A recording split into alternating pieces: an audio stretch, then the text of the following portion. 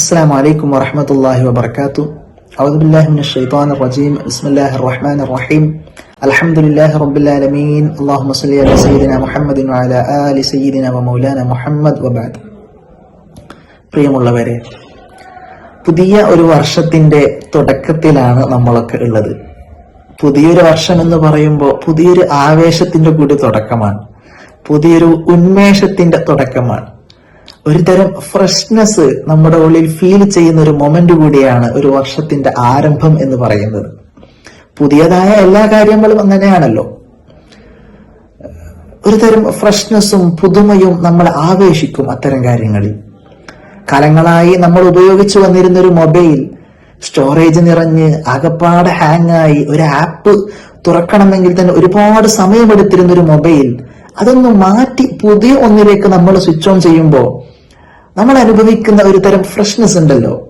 ഇനി മുതൽ ഈ മൊബൈൽ ഞാൻ നല്ലതിനു വേണ്ടി മാത്രമേ ഉപയോഗിക്കൂ, ഇതിൽ ആവശ്യമായത് മാത്രമേ ഞാൻ സേവ് ചെയ്തു വെക്കൂ എന്ന് നമ്മൾ എടുക്കുന്ന ഒരു തീരുമാനമുണ്ടല്ലോ, അതിന്റെ അതേ ഒരു പ്രത്യേകതയാണ് ഒരു വർഷത്തിന്റെ തുടക്കത്തിനുമുള്ളത്.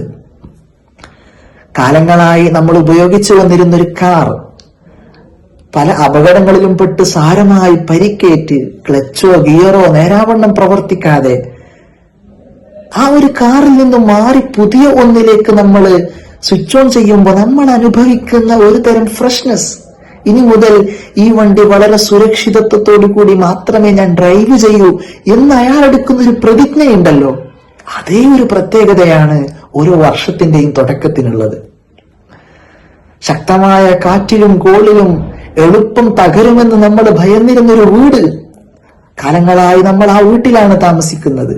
അതിൽ നിന്നും മാറി പുതിയൊരു വീട്ടിലേക്ക് നമ്മൾ താമസം മാറുമ്പോൾ ഉള്ളിൽ നമ്മൾ അനുഭവിക്കുന്ന ഒരു തരം സുരക്ഷിതത്വ ബോധമുണ്ടല്ലോ, അതാണ് ഓരോ വർഷത്തിന്റെയും തുടക്കത്തിൽ നമുക്കും ഉണ്ടാവേണ്ടത്. അതുപോലെ പുതിയ പുതിയ തീരുമാനങ്ങൾ എടുക്കേണ്ട, പുതിയ ആലോചനകൾ ഉണ്ടാവേണ്ട, പുതിയ സ്വപ്നങ്ങൾക്ക് ചിറക് വെക്കേണ്ട, പുതിയ താല്പര്യങ്ങൾ പിറവികൊള്ളേണ്ട ഒരു സമയം കൂടിയാണ് ഓരോ വർഷത്തിന്റെയും തുടക്കം എന്ന് പറയുന്നത്. അത്രമേൽ അമൂല്യമായ ഒരു സമയമാണ് ഓരോ വർഷത്തിന്റെയും ആരംഭം. ഞാൻ നിങ്ങളുടെ മുമ്പിൽ ഒരു ആലോചന വെക്കുകയാണ്. നിങ്ങളൊക്കെ വളരെ ആത്മാർത്ഥമായിട്ട് കണ്ണടച്ച് ഞാൻ പറയാൻ പോകുന്ന കാര്യങ്ങള് ഉള്ളിലൂടെ ഇങ്ങനെ ചിന്തിക്കണം. എന്റെ പ്രിയപ്പെട്ട ശ്രോതാക്കള് ആത്മാർത്ഥമായിട്ടൊന്ന് കണ്ണടക്കുക. നമ്മുടെ മുന്നിൽ ഇപ്പോ വിശാലമായ ഒരു കണ്ണാടി കൊണ്ടുവന്ന് വെച്ചിട്ടുണ്ട്, ഒരു വലിയ ദർപ്പണം.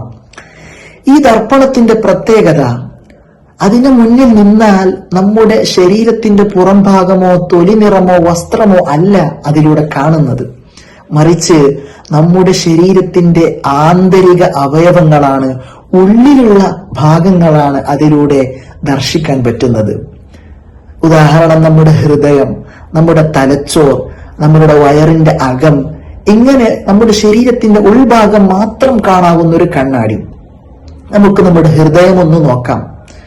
ഹൃദയത്തിലേക്കൊന്ന് നോക്കുമ്പോ ആകെപ്പാടെ ചളി പുരണ്ട് കിടക്കുകയാണ്, അഴുക്ക് പൂണ്ട് കിടക്കുകയാണ്, കറുത്തിരുണ്ടു പോയിട്ടുണ്ട്.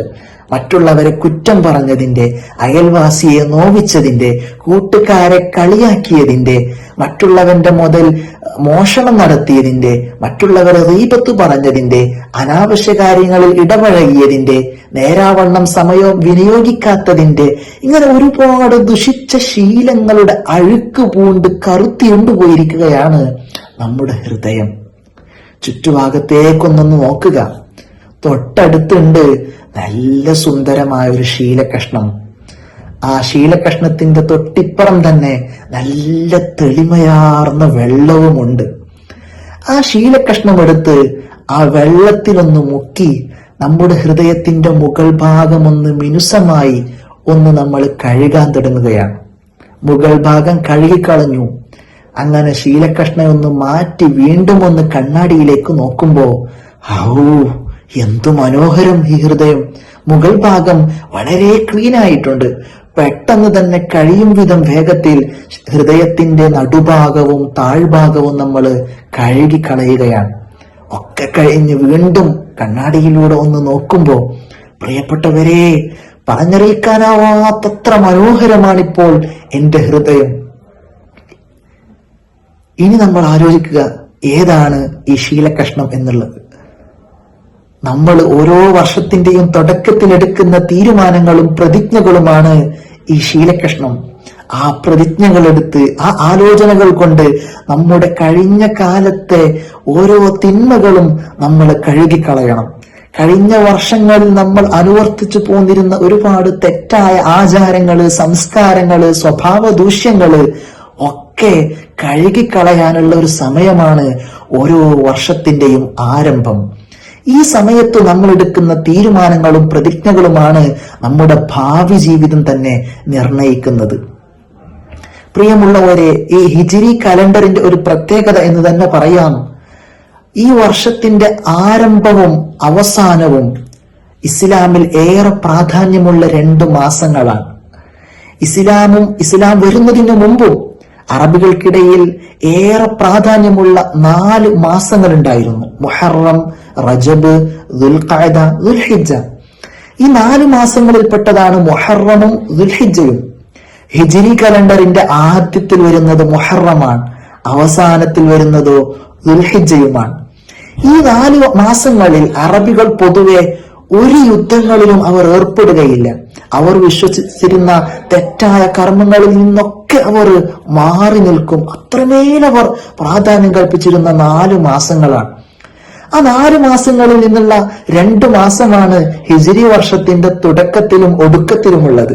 എന്തായിരിക്കും അള്ളാഹു ഇങ്ങനെ വർഷത്തിന്റെ ആരംഭത്തിലും അവസാനത്തിലും ഈ 2 മാസങ്ങളെ നിശ്ചയിച്ചു വെക്കാനുള്ള കാരണം? അതിന് പിന്നിലുള്ള യുക്തി നമ്മൾ മനസ്സിലാക്കേണ്ടത്, വർഷത്തിന്റെ തുടക്കം മുതൽ നമ്മുടെ ജീവിതം നമ്മൾ ചിട്ടപ്പെടുത്തണം. പരമാവധി സ്വഭാവ ദൂഷ്യങ്ങളിൽ നിന്ന് മാറി നിൽക്കണം. ഏതുവരെ? വർഷത്തിന്റെ അവസാനം വരെ. മറ്റൊരു കാര്യം, മുഹറമിലെ ഏറ്റവും പ്രധാനപ്പെട്ട ദിവസം എന്നുള്ളത് ആഷുറ ആണ്. നമ്മളൊക്കെ നോമ്പനുഷ്ഠിക്കുന്ന ശക്തമായ സുന്നത്തുള്ള ആഷുറന്റെ ആ ദിവസം അത് മുഹറമിലാണ്. അതുപോലെ ദുൽഹിജ്ജ മാസത്തിലെ ഏറ്റവും പ്രധാനപ്പെട്ട ഒരു ദിവസമാണ് ദുൽഹിജ്ജ 9 അറഫ ദിവസം. ഈ 2 ദിവസങ്ങളിലും നോമ്പിന് ശക്തമായ സുന്നത്തുണ്ട്. ഈ നോമ്പനുഷ്ഠിക്കുന്നവർക്ക് വലിയ പ്രതിഫലമാണ് അള്ളാഹു ഒരുക്കി വച്ചിരിക്കുന്നത്. ഈ 2 നോമ്പുമുള്ളത് വർഷത്തിന്റെ തുടക്കത്തിലും അവസാനത്തിലുമാണ്. എന്ന് വെച്ചാൽ വർഷത്തിന്റെ തുടക്കം മുതൽ നമ്മൾ നമ്മളെ തന്നെ ക്ലീൻ ചെയ്യണം. ഏതുവരെ? വർഷത്തിന്റെ അവസാനം വരെ. ഈ ഒരു വലിയ പാഠമാണ് ഹിജ്രി കലണ്ടറിന്റെ ആ ഒരു ഓർഡർ തന്നെ നമ്മെ പഠിപ്പിക്കുന്നുള്ളത്. മറ്റൊരു കാര്യം എന്ന് പറയുന്നത്, ഈ ഹിജ്രി കലണ്ടർ എന്ന് പറഞ്ഞാൽ ശരിക്കും പ്രവാചകർ സല്ലല്ലാഹു അലൈഹി വസല്ലമ തങ്ങളുടെ ഹിജ്റയെ അടിസ്ഥാനപ്പെടുത്തിയുള്ള കലണ്ടർ എന്നാണ്. എന്താണ് ഹിജ്റയുടെ മഹത്വം? പ്രവാചകർ സല്ലല്ലാഹു അലൈഹി വസല്ലമ തങ്ങൾ ജനിച്ചു വളർന്ന നാടിൽ നിന്ന്, മക്കയിൽ നിന്ന് 400 കിലോമീറ്റർ അകലെയുള്ള മദീനയിലേക്ക് പലവിധത്തിലുള്ള വേദനകളും സഹിച്ച് നടത്തിയ പലായനമാണ് ഹിജ്റ എന്ന് പറയുന്നത്. സത്യത്തിൽ വേദനയിൽ നിന്ന് തുടങ്ങിയ ഒരു യാത്രയാണ് ആ ഹിജ്റ. പക്ഷെ ആ യാത്ര ചെന്ന് അവസാനിക്കുന്നത് ഒരുപാട് സന്തോഷ മുഹൂർത്തങ്ങളിലേക്കാണ്. ശരിക്കും ഇസ്ലാമിന്റെ പ്രബോധന ചരിത്രത്തിലെ ഒരു നാഴികക്കല്ലാണ് ഈ ഹിജ്റ എന്ന് പറയുന്ന പലായനം. ആ യാത്രയിലൂടെ ഒരുപാട് വേദനകൾ അനുഭവിക്കേണ്ടി വന്നിട്ടുണ്ടെങ്കിലും ആ യാത്രയുടെ റിസൾട്ട് എന്ന് പറയുന്നത് ഒരുപാട് സന്തോഷമാണ്, ആനന്ദമാണ്. എന്താണ് ഈ ഒരു പലായനം നമ്മെ പഠിപ്പിക്കുന്നത്? നമ്മളുടെ ജീവിതത്തിൽ ഒരുപാട് പ്രയാസങ്ങൾ നമുക്ക് അനുഭവിക്കേണ്ടി വന്നേക്കാം. പഠിക്കുമ്പോ ഒരുപാട് കഷ്ടപ്പെട്ട് നമ്മൾ പഠിക്കേണ്ടി വന്നേക്കാം. പക്ഷെ ആ പഠനമൊന്ന് കഴിഞ്ഞാൽ പിന്നെ നമ്മൾക്ക് ഒരുപാട് സന്തോഷമാണ്, ആനന്ദമാണ്. പറയപ്പെടാറുണ്ടല്ലോ, നോ ഗെയിൻ വിത്തൗട്ട് പെയിൻ. ഒരു വേദന അനുഭവിക്കാതെ നമ്മൾക്ക് ആനന്ദമുണ്ടാവുക എന്നുള്ളത് അത് അസംഭവ്യമാണ്. അത് സംഭവിക്കുക വളരെ കുറവാണ്. അപ്പൊ ഒരുപാട് പ്രയാസങ്ങൾ അനുഭവിക്കുന്നവർക്ക് ആ പ്രയാസത്തിന് ശേഷം ഒരു സന്തോഷം വരാനുണ്ട് എന്ന വലിയ പാഠമാണ് ഹിജ്റ നമുക്ക് നൽകുന്നുള്ളത്. അതുപോലെ മറ്റൊരു പാഠം, സത്യത്തിന് വേണ്ടിയാണ് പ്രവാചകർ സ്വന്തം നാട് വിട്ട് അങ്ങ് ദൂരെ മദീനയിലേക്ക് പോകുന്നത്. അപ്പൊ സത്യത്തിന് വേണ്ടി നമ്മൾ ഏത് അറ്റം വരെയും പോകണമെന്നുള്ള മഹിതമായ പാഠമാണ് ഹിജ്റ നമ്മെ പഠിപ്പിക്കുന്നത്. അതുപോലെ ഹിജ്റ നടത്തുമ്പോൾ പ്രവാചകർ സല്ലല്ലാഹു അലൈഹി വസല്ലമ തങ്ങള് ശക്തമായ ഒരു പ്ലാനിങ്ങോട് കൂടിയാണ് തന്റെ ഹിജ്റ മുന്നോട്ട് കൊണ്ടുപോകുന്നത്. ആദ്യം തന്നെ സാധാരണ മദീനയിലേക്ക് പോകുന്ന വഴിയിൽ നിന്നും മാറി പുതിയ ഒരു വഴി സ്വീകരിക്കുന്നത് ശത്രുക്കളുടെ പിടിയിൽ നിന്ന് രക്ഷപ്പെടാൻ വേണ്ടിയാണ്.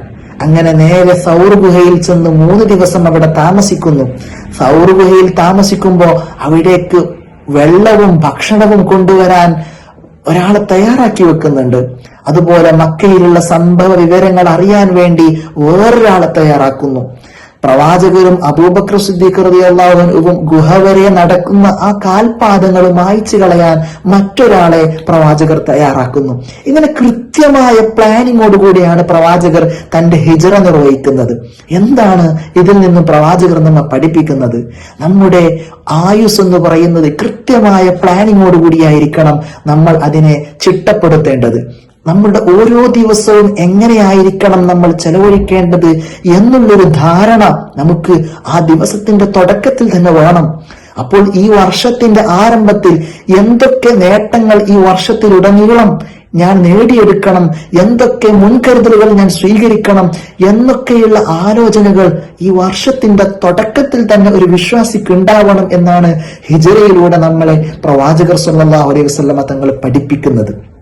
മറ്റൊരു കാര്യം, പ്രവാചകർ തന്റെ അനുചരന്മാരുമായിട്ട് മക്കയിൽ നിന്ന് മദീനയിലേക്ക് ചെന്നപ്പോ അവിടെ മദീനയിൽ അൻസാറുകളുണ്ട്, മക്കയിൽ നിന്ന് വന്ന മുഹാജിറുകളുമുണ്ട്. പ്രവാചകർ ചെയ്തത് ആദ്യമായി അവർക്കിടയിൽ സാഹോദര്യ ബോധം ഉണ്ടാക്കുക എന്നുള്ളതാണ്. അതാണ് വേണ്ടത്. നമ്മളൊക്കെ മനുഷ്യരാണ്. മതം നമ്മെ ശത്രുക്കളാക്കാൻ പാടില്ല. വ്യത്യസ്ത ആശയങ്ങളിൽ നമ്മൾ വിശ്വസിക്കുന്ന ആളുകളാണ്. പക്ഷേ ആ ആശയം നമ്മളെ ശത്രുക്കളാക്കാൻ പാടില്ല. നമ്മളൊക്കെ മനുഷ്യരാണ്. നമുക്കിടയിൽ ആ ഒരു മനുഷ്യത്വ ബോധം വേണം. പരസ്പര സഹായിക്കാനുള്ളൊരു ബോധം, ഒരു മഹാമനസ്കത നമുക്കിടയിൽ ഉണ്ടാവണം. ആ ഒരു വലിയ പാഠം പഠിപ്പിക്കുന്ന മഹിതമായ ഹിജ്രി കലണ്ടറിന്റെ ഒരു മഹിതമായ പാഠമാണ് ഓരോ വർഷത്തിന്റെയും തുടക്കത്തില് നമ്മൾ അയവിറക്കേണ്ടത്. അതുപോലെ തന്നെയാണ് മുഹറമിലെ ആദ്യത്തെ 10 എന്ന് പറയുന്നത്. പ്രത്യേകിച്ച് ആശുറയുടെ ദിവസം ശക്തമായ സുന്നത്ത് നോമ്പ് ഉള്ള ആ ഒരു ദിവസത്തിൽ ഒരുപാട് ചരിത്ര സംഭവങ്ങളാണ് നടന്നിട്ടുള്ളത്, അരങ്ങേറിയിട്ടുള്ളത്. ആ ഓരോ സംഭവത്തിൽ നിന്ന് നമ്മൾ പാഠങ്ങൾ ഉൾക്കൊള്ളേണ്ടതുണ്ട്. ആദ്യമായിട്ട് പറയുമ്പോ പ്രവാചകരായ നൂഹ് നബി അലൈഹി സ്വലാത്തു വസ്സലാം തന്റെ അനുചരന്മാരുമായിട്ട് ഒരു കപ്പൽ കയറുന്നുണ്ട് മഹാപ്രളയത്തിൽ നിന്ന് രക്ഷപ്പെടാൻ. ആ കപ്പൽ കയറി അവസാനം ജൂദി പർവ്വതത്തിൽ നങ്കൂരമിടുന്നത് ആശുറയുടെ അന്നാണ്.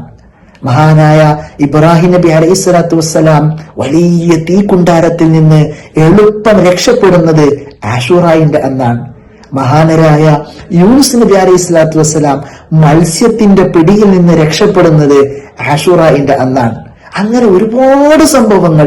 മൂസാ നബി അലൈഹി സ്വലാത്തു വസ്സലാം ഫിർഔനിന്റെ കരവലയത്തിൽ നിന്ന് രക്ഷപ്പെടുന്നത് ഇതേ ആശുറയുടെ അന്നാണ്. യൂസുഫ് നബി അലൈഹി സ്വലാത്തു വസ്സലാം കാരാഗ്രഹത്തിന്റെ കുടുസിൽ നിന്ന് മോചനം ലഭിക്കുന്നത് ഇതേ ആശുറയുടെ അന്നാണ്. ഇങ്ങനെ ഒരുപാട് പാഠങ്ങൾ. ജീവിതത്തിൽ എത്ര തന്നെ പ്രയാസങ്ങൾ അനുഭവിച്ചാലും അതിന്റെ ഒടുക്കം വലിയ സന്തോഷം നമ്മെ കാത്തിരിക്കുന്നുണ്ട് എന്ന മഹിതമായ പാഠം നൽകുന്നത് ഇതേ മുഹറമിന്റെ ആദ്യത്തെ 10 ദിനങ്ങളിലാണ്. എന്തുകൊണ്ടായിരിക്കും ഇതൊക്കെയും മുഹറമിന്റെ തുടക്കത്തിൽ തന്നെ സംഭവിച്ചു എന്ന് നമ്മൾ ആലോചിക്കുമ്പോൾ അതിനു പിന്നിൽ വലിയൊരു യുക്തിയുണ്ട് എന്ന് നമുക്ക് ബോധ്യപ്പെടും. കാരണം ഒരു വർഷത്തിന്റെ തുടക്കത്തിൽ ഈ ഒരു ചരിത്ര യാഥാർത്ഥ്യങ്ങളെയൊക്കെ നമ്മൾ ഉൾവഹിക്കണം, അതിൽ നിന്നുള്ള പാഠങ്ങൾ നമ്മൾ സ്വീകരിക്കണം, എന്നിട്ട് നമ്മുടെ ജീവിതത്തെ മുന്നോട്ട് ചിട്ടപ്പെടുത്തണം. ഇതുപോലെയുള്ള വലിയ വലിയ പാഠങ്ങളാണ് നമുക്ക് ഹിജ്റ പകർന്നു നൽകുന്നത്.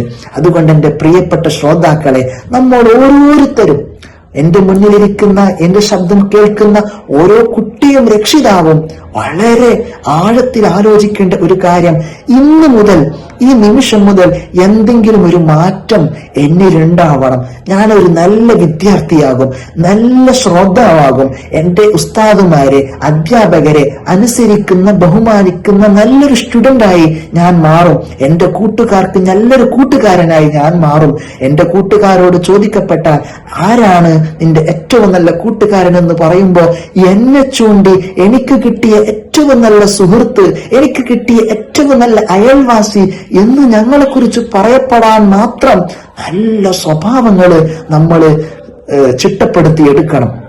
അതിനുള്ള ഒരു വേദിയാകണം ഓരോ വർഷത്തിന്റെയും തുടക്കം എന്നുള്ളത്. ഇന്നു മുതൽ നമ്മുടെ സ്വഭാവത്തിൽ ഒരു വലിയ മാറ്റം നമുക്ക് തീർച്ചയായും ഉണ്ടാക്കിയെടുക്കണം. ഇന്നേ വരെ ജീവിച്ച ഞാനല്ല ഇന്നു മുതൽ അങ്ങോട്ട് ജീവിക്കുന്നത് പുതിയ ജീവിയാണ്, പുതിയ സ്വഭാവത്തിന്റെ ഉടമയാണ്.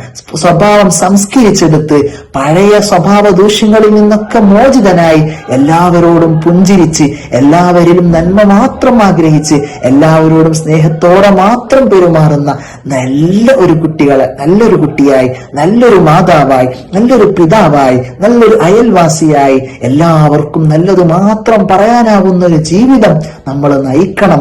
അങ്ങനെ ഒരു പ്രതിജ്ഞ എടുക്കുന്ന ഒരു ദിനമാകട്ടെ ഈ ഒരു ദിവസം എന്ന് ആശംസിക്കുകയാണ്, അതിനുവേണ്ടി പ്രാർത്ഥിക്കുകയാണ്. അസ്സലാമു അലൈക്കും വറഹ്മത്തുള്ളാഹി വബറകാതുഹു.